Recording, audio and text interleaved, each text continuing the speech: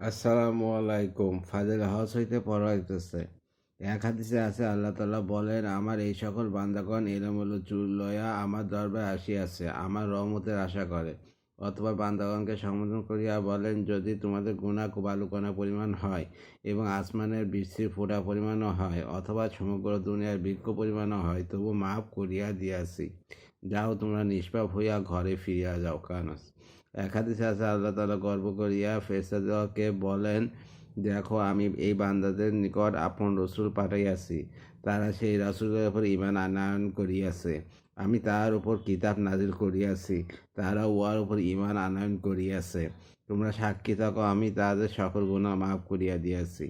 মোট কথা, হাদিসে এই বিষয়টি অত্যাধিক পরিমাণে বর্ণিত হইয়াছে।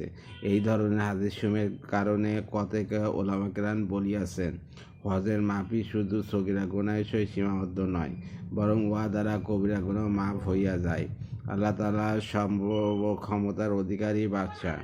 তাহার নাফরমানি গুনাহ তিনি যদি কোনো ব্যক্তিকে বা কোনো জামাত বা দলকে আপন দয়ায় একেবারে মাফ করিয়া দেন, তবে উহা তার দয়া ও অনুগ্রহের পক্ষে না কোনো অসম্ভব কিছু আর না কারো কোনো কিছু বলার অধিকার আছে।